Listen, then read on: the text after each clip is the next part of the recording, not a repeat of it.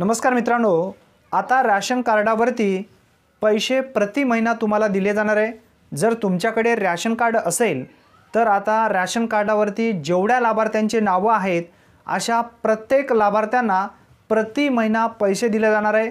मित्रांनो, तुमच्या राशन कार्डामध्ये किती व्यक्ती आहेत त्या व्यक्तीनुसार तुम्हाला पैसे दिले जाणार आहेत। राज्य शासनाच्या माध्यमातून अतिशय महत्त्वपूर्ण एक शासन निर्णय घेण्यात आलेला आहे। या शासन निर्णयाच्या माध्यमातून काही विभाग जे आहेत पात्र आहेत, यामध्ये कोणकोणते जिल्हे पात्र असणार आहेत, त्यानंतर तुम्हाला राशन कार्डावरती जर पैसे प्रति महिना मिळवायचे असेल तर तुम्हाला एक फॉर्म भरून द्यायचा आहे। तो कोणता फॉर्म असणार आहे ते सुद्धा तुम्हाला PDF स्वरूपामध्ये मी देणार आहे। मित्रांनो, हा अतिशय महत्त्वपूर्ण अपडेट आहे। आता राशन कार्डावरती पैसे मिळणार आहेत, 100% सत्य बातमी आहे ही। या GRच्या माध्यमातून सविस्तररित्या माहिती मी तुम्हाला देणार आहे। त्यासाठी व्हिडिओ स्किप न करता नक्की शेवटपर्यंत पहा। तत्पूर्वी तुम्ही जर आपल्या चॅनलवरती पहिल्यांदाच आला असाल तर चॅनलला सबस्क्राइब करून बेल नोटिफिकेशनला क्लिक करा। चला तर मग व्हिडिओ सुरू करूया।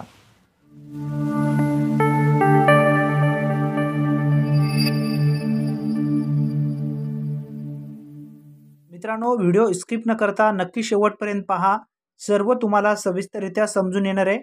औरंगाबाद अमरावती विभागातील सर्व तसेच नागपूर विभागातील वर्धा जिल्ह्यातील APL केसरी शिधापत्रिका धारक शेतकऱ्यांना अन्नधान्याऐवजी थेट रोख रक्कम हस्तांतरण योजना सुरू करण्याबाबत महाराष्ट्र शासनाच्या माध्यमातून अन्न नागरी पुरवठा व ग्राहक संरक्षण विभागांतर्गत 28 फेब्रुवारी 2023 रोजी हा निर्णय घेण्यात आलेला आहे।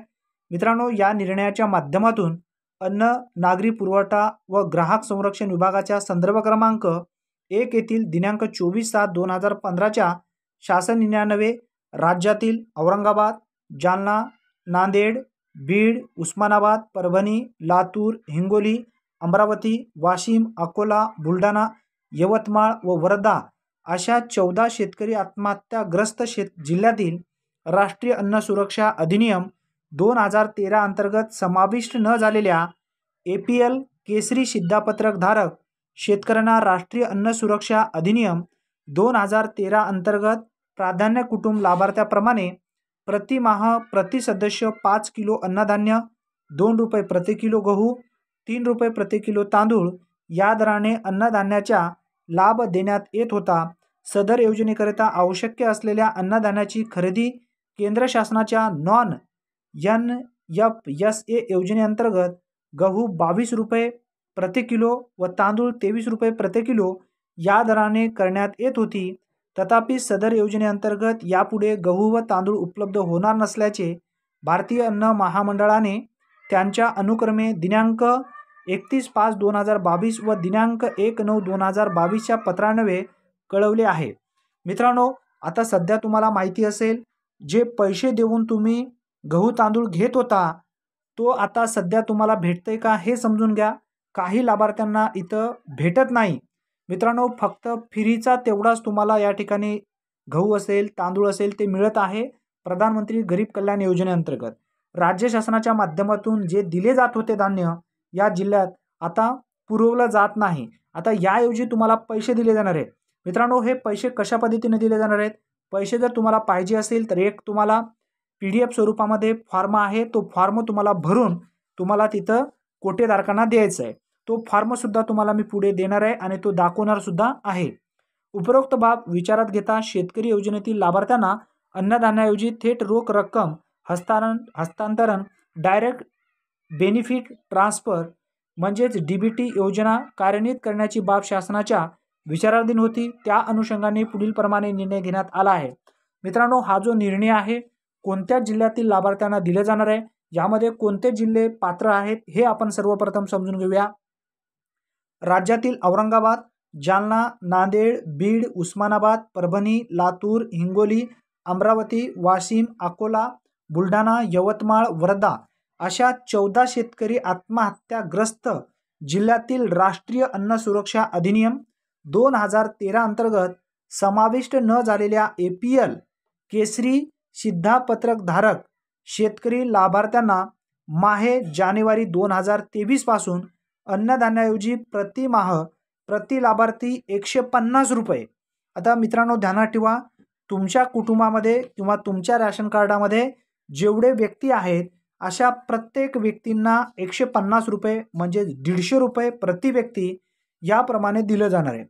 इतक्या रोख रकमेची थेट हस्तांतरणाची डायरेक्ट बेनिफिट ट्रान्सफर म्हणजेच DBT योजना कार्यान्वित करण्यास शासनाने याद्वारे मान्यता देण्यात येत आहे। तसेच प्रतिवर्षी किमान आधारभूत किंमत होणारी जे वाढ आहे, आता प्रतिवर्षी या ठिकाणी थोड्या बहुत प्रमाणामध्ये वाढ होत असते, त्याप्रमाणे याचा विचार केला जाईल। वाढीनुसार केंद्र शासनाने अधिसूचना केलेल्या cash transfer of food subsidy rules 2015 मधील तरतुदीनुसार प्रतिमाह प्रति लाभार्थी सुधारित वाढीव रोख रक्कम पुढील दशकाच्या पूर्णांकात थेट हस्तांतरित करण्यास मान्यता देण्यात येत आहे। मित्रांनो, अतिशय महत्त्वपूर्ण हा अपडेट आहे। पुढे एक फॉर्म सुद्धा दिलेला आहे, तो फॉर्म सुद्धा तुम्हाला दाखवणार आहे।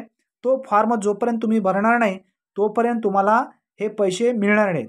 सदर योजना कार्यान्वित करण्यासाठी प्रमाणभूत कार्यप्रणाली स्टँडर्ड ऑपरेटिंग प्रोसिजर्स म्हणजे SOP खालीलप्रमाणे असेल। आता बघा कशा पद्धतीने असणार आहे। दिनांक 24/7/2015च्या शासन निर्णयान्वये निश्चित करण्यात आलेल्या निकषानुसार शेतकरी योजनेच्या लाभासाठी रॅशन कार्ड मॅनेजमेंट सिस्टीम म्हणजेच RCMS वर नोंद असलेल्या पात्र शिधापत्रकाकडून DBT साठी आवश्यक असलेल्या बँक खात्याचा तपशील सोबत जोडलेल्या नमुन्यात ऑफलाईन किंवा ऑनलाईन भरून घेण्यात येईल। शिधापत्रकाधारकाने अर्जासोबत उचित कागदपत्राची प्रमाणपत्राची पूर्तता करणे आवश्यक आहे। आता जो तुम्हाला इथं या ठिकाणी फॉर्म दिलेला आहे, तो फॉर्ममध्ये तुम्हाला कोणकोणते डॉक्युमेंट्स लागणार आहेत हे सुद्धा आपण या ठिकाणी समजून घेणार आहोत। तत्पूर्वी यामधला दुसरा पॉईंट जो या ठिकाणी सांगण्यात आलेला आहे, प्राप्त झालेल्या अर्जातील माहिती तालुका स्तरावरील डाटा एंट्री ऑपरेटर यांच्याकडून संगणक आज्ञावलीत समाविष्ट करण्यात येईल। सदर माहितीची छाननी करून संबंधित तहसीलदार पात्र लाभार्थ्यांची रास्त भाव दुकानानिहाय यादी तयार करतील। सदर यादी तहसीलदार संबंधित जिल्हा पुरवठा अधिकारी यांना अग्रेषित करतील। मित्रांनो, संबंधित जिल्हा पुरवठा अधिकारी म्हणजेच RCMS, आपण त्याला आर्षिक नंबर म्हणतोय, वरील लाभार्थ्यांच्या माहितीच्या आधारे त्यांच्या बँक खात्यात DBT लाभ हस्तांतरणासाठी PFMS मध्ये पेमेंट फाईल तयार करतील व PFMS प्रणालीद्वारे पेमेंट करण्यात येईल। ज्या पद्धतीने तुम्हाला PM किसान योजना असेल किंवा जे काही योजनेचे तुम्हाला डायरेक्ट बेनिफिट ट्रान्सफरच्या अंतर्गत म्हणजेच DBTच्या अंतर्गत तुमच्या खात्यावरती रक्कम सरकारच्या माध्यमातून पाठवली जाते, त्याच पद्धतीने हे पैसे तुमच्या खात्यावरती येणार आहेत, जे आधार कार्डशी संलग्न असणारी जी बँक आहे त्या बँक खात्यामध्ये। पेमेंट फाईल तयार झाल्यानंतर सदरची रक्कम जिल्हा पुरवठा अधिकारी यांच्याकडून जिल्हा स्तरावरील बँक खात्यातून पात्र लाभार्थ्यांच्या खात्यात अनुदेय रक्कम जमा करण्यात येईल। सदर प्रक्रिया दर महिन्याला अनुसरण्यात येईल। मित्रांनो, दर महिन्याला प्राप्त झालेल्या नवीन अर्जानुसार लाभार्थ्यांची नावे समाविष्ट करणे तसेच अपात्र किंवा मयत झालेल्या लाभार्थ्यांची नावे वगळणे इत्यादी बाबतची कार्यवाही करून संबंधित तहसीलदार लाभार्थ्यांची सुधारित यादी जिल्हा पुरवठा अधिकारी यांच्याकडे सादर करतील। मित्रांनो, सदर योजनेअंतर्गत वितरित करावयाची रोख रक्कम महिला कुटुंबा प्रमुखांच्या आधार संलग्न बँक खात्यात जमा करण्यात येईल। ज्या महिला कुटुंब आहेत रॅशन कार्डामध्ये अशा महिलांच्या नावे ही जे रक्कम आहे, जेवढे व्यक्ती त्या कुटुंबात असणार आहेत त्या सर्व व्यक्तींना हे पैसे दिले जाणार आहेत। फक्त महिला लाभार्थ्यांच्या खात्यावरतीच ही रक्कम जमा केली जाणार आहे। जे महिला कुटुंब प्रमुख आहेत त्यांच्या नावे महिला कुटुंब प्रमुखांचे कोणत्याही बँक खात्यात नसल्यास सदर महिलेस बँक खाते सुरू करण्यास प्रोत्साहित करावे।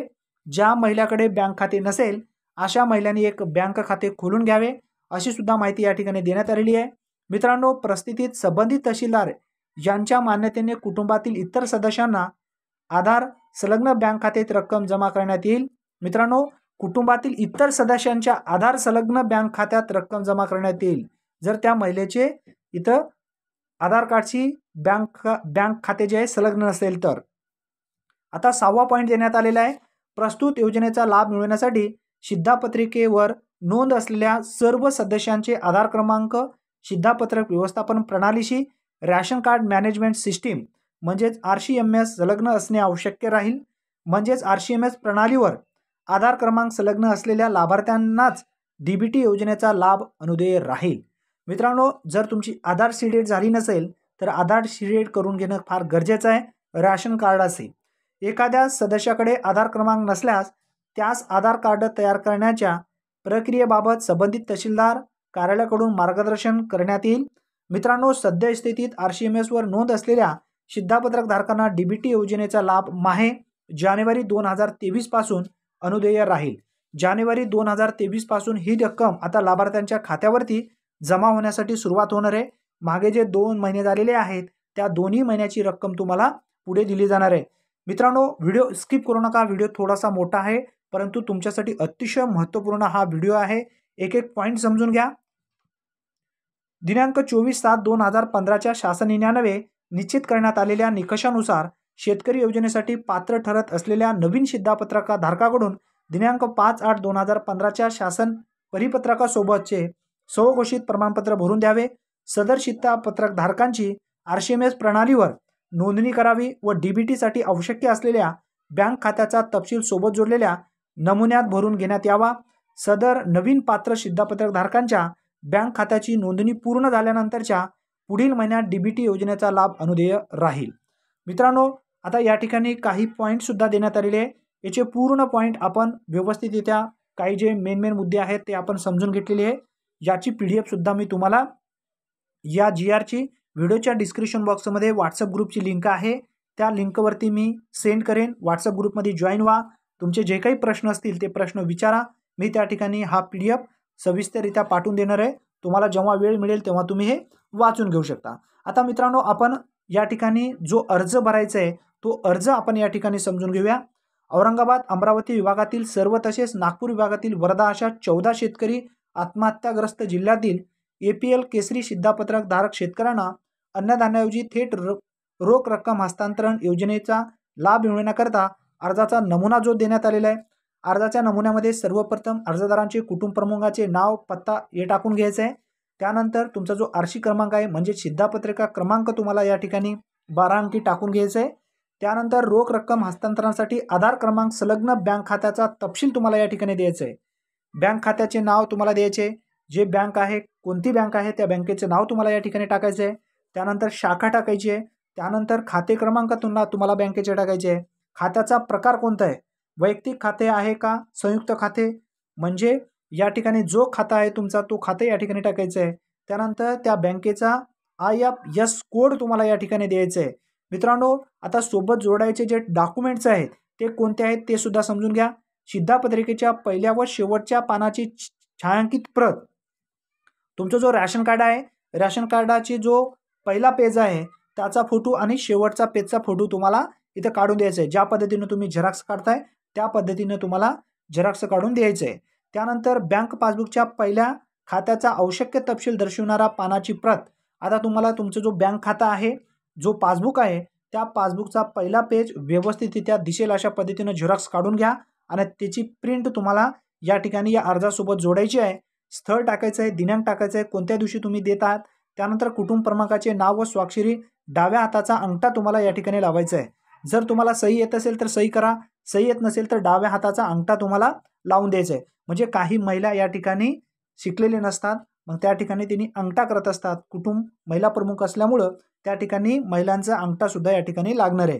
मित्रांनो, अतिशय महत्त्वपूर्ण हा अपडेट आहे। कसा वाटला नक्की व्हिडिओच्या कमेंट बॉक्समध्ये कळवा। आणि या अर्जाची PDF स्वरूपामध्ये तुम्हाला जर अर्ज पाहिजे असेल तर आपल्या व्हिडिओच्या डिस्क्रिप्शन बॉक्समध्ये WhatsApp ग्रुपची लिंक दिलेली आहे, त्या लिंकवरती सुद्धा मी पाठवेन। त्यानंतर टेलिग्राम ग्रुपची जी लिंक आहे, टेलिग्राम ग्रुपला जॉईन करा, त्या ठिकाणी सुद्धा मी पाठवेन। मित्रांनो, तुम्हाला काही अडचण येत असेल तर WhatsApp ग्रुपला मेसेज करा, त्या मेसेज आपण पाहूया आणि तुम्हाला डायरेक्ट या ठिकाणी जे काही अडचण, जे काही समस्या येत असतील ते समस्या सोडवण्याचा प्रयत्न करूया। धन्यवाद मित्रांनो, पुन्हा भेटूया नवीन व्हिडिओमध्ये नवीन माहितीसह। तोपर्यंत जय हिंद, जय महाराष्ट्र।